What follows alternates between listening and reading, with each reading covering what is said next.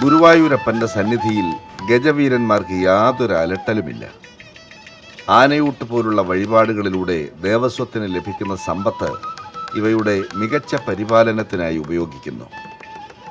പനമ്പട്ടയും ഓലയും വാഴപ്പിണ്ടിയും പഴവും ശർക്കരയുമെല്ലാം സ്വപ്നം കണ്ട് ജീവിക്കുന്ന ധാരാളം ആനകൾ ചുറ്റുവട്ടത്ത് തന്നെ കഴിയുമ്പോൾ തികഞ്ഞ സമ്പന്നതയുടെ നടുവിലാണ് ഇവരുടെ വാസം. ശങ്കരനാരായണൻ്റെ മികച്ച ആരോഗ്യത്തിന് പിന്നിലും പുന്നത്തൂർ കോട്ടയുടെ കരുതലുണ്ട്. ശങ്കരനാരായണൻ്റെ ഇപ്പോഴത്തെ ഉയരം 9.5 അടിയാണ്. ഇപ്പോഴത്തെ ഈ ഉയരം ഇനിയും കൂടുവാനുള്ള സാധ്യതയുണ്ട്. തലപ്പൊക്കമുള്ള ആനകൾക്ക് ഉത്സവപ്പറമ്പുകളിൽ ലഭിക്കുന്ന A+ പരിഗണന ശങ്കരനാരായണനും കിട്ടാറുണ്ട്. സ്വഭാവത്തിൻ്റെ മികവിന് മറ്റൊരു A+ കൂടി കിട്ടുമ്പോൾ സംഗതി അല്പം കൂടി ഉഷാറാകും. എത്ര ആഹാരം കഴിച്ചാലും ചിലർക്കത് ശരീരത്തിൽ പ്രകടമാവില്ല. ഓട്ടക്കലത്തിൽ ഒഴിക്കുന്ന ജലം മാതിരി വാർന്നു പോകും. കാണുന്നവർ പരിതപിക്കും. പരിതപിച്ചിട്ടെന്ത് കാര്യം? മനസ്സുകൂടി നന്നായിരുന്നാലേ ശരീരം നന്നാകൂ എന്ന് ശങ്കരനാരായണൻ പറയുന്നതിലും വാസ്തവമില്ലാതില്ല. തന്നെയാണ് ശങ്കരനാരായണൻ അതിന് ദൃഷ്ടാന്തമായി ചൂണ്ടിക്കാണിക്കുന്നത്. എത്രയാണ് ഇപ്പോഴത്തെ ഇവൻ്റെ ഭാരമെന്ന് ആർക്കെങ്കിലും ഊഹിക്കാമോ? എന്താ, 50 കിലോയോ? ഈ ആനപ്പിണ്ടത്തിൻ്റെ തൂക്കമല്ല സുഹൃത്തെ ചോദിച്ചത്, ഇവൻ്റെ പാപ്പാൻ്റെ തൂക്കവുമല്ല. ബുദ്ധിമുട്ടണ്ട. 5300 കിലോ സ്വന്തം ഭാരം അറിയാതെയാണ് ഇവരെല്ലാം കൊതുകിനെ പോലെ ഇരിക്കുന്ന ആനപ്പാപ്പാന്മാർക്ക് മുന്നിൽ ചൂളി നിൽക്കുന്നത്. ഒരു വേള അതൊരു മാന്യത കൂടിയാണ്. ഈ ഭാരം ആനയെ ബോധ്യപ്പെടുത്താതിരിക്കുന്നിടത്താണ് മികച്ച പരിപാലകൻ്റെ കഴിവ്. പ്രകോപിപ്പിക്കുമ്പോൾ പ്രതികരിക്കുന്നവരാണ് ഏത് ജീവിയും. പ്രതികരിക്കുമ്പോൾ ജീവികൾ സ്വന്തം ശക്തി തിരിച്ചറിയും.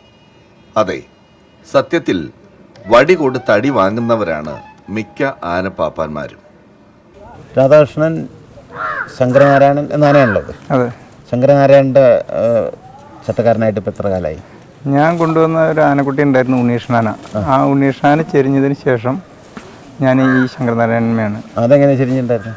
അത് ഷോക്ക് അടിച്ചിട്ട് ഇടിമിന്നൽ ഏറ്റവും ശരിയാണ് ഉണ്ടായി. അപ്പോൾ അതിനുശേഷം പിന്നെ ഞാൻ ശങ്കരനാരായണനെയാണ്. അതിപ്പോൾ എത്ര വർഷമായി കാണും? അതിപ്പോൾ ഒരു 3 വർഷം കഴിഞ്ഞിട്ടുണ്ട്. 4ാമത്തെ വർഷമാണ്. 3 വർഷം കഴിഞ്ഞു.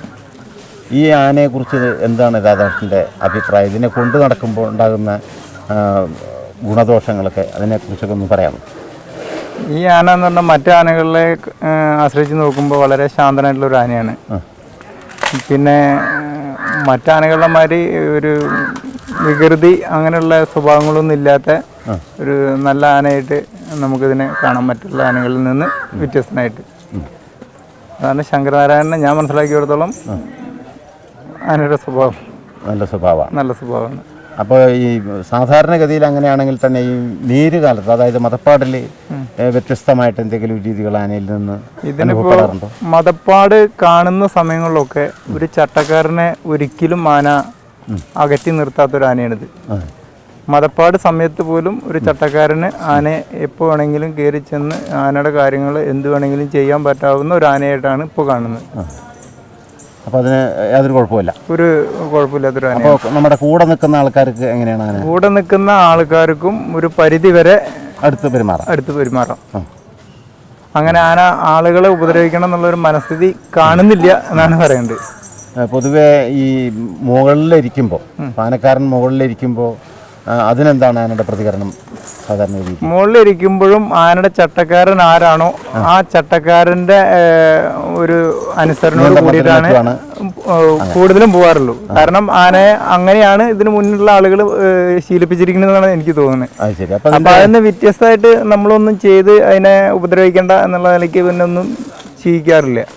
ഇപ്പോഴും ആന ചട്ടക്കാരൻ ആരാണോ ആ ചട്ടക്കാരൻ്റെ ഇഷ്ടാനുസരണത്തിന് പോകുന്ന ഒരു ആനയായിട്ടാണ് കാണുന്നത്. ചട്ടക്കാരൻ താഴെ നിൽക്കുമ്പോൾ അയാളെ ഡിപ്പെൻഡ് ചെയ്തുകൊണ്ട് നീങ്ങും കാര്യങ്ങളൊക്കെ. ചട്ടക്കാരൻ കുറച്ചു നേരം പിന്നിലേക്ക് നിന്ന് കഴിഞ്ഞാൽ ആന നമ്മളെ കാത്തു നിൽക്കുന്നുള്ളതാണ്. അപ്പം അങ്ങനെയാണെന്നുവെച്ചെങ്കിൽ ഇപ്പോൾ ഈ ആനയെ സംബന്ധിച്ച് വേണ്ടത്ര കാലും ഒന്നും ഇല്ല എന്നല്ലേ എൻ്റെ അർത്ഥം?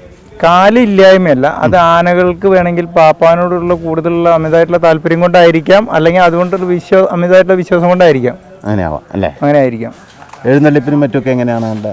എഴുന്നള്ളിപ്പിന് എന്ന് പറഞ്ഞു കഴിഞ്ഞാൽ ആന വളരെ ശാന്തനായിട്ടുള്ള ഒരു ആനയാണ്. മറ്റുള്ള ആനകളുടെ മാതിരി ഒരു കുഴപ്പക്കാരനായിട്ട് ഇന്ന് വരെ എവിടെയും കണ്ടിട്ടില്ല. കൂട്ടാനകളോട് എങ്ങനെയാണ്? കൂട്ടാനകളെയും അങ്ങനെ ഉപദ്രവിക്കുന്നതായിട്ട് ഇന്ന് വരെ എൻ്റെ അറിവിലില്ല. സ്നേഹം കൂടുതലുണ്ടോ? ചില ആനകളോട് കൂടുതൽ സ്നേഹം വഴിയാണ് കാണുന്നത്.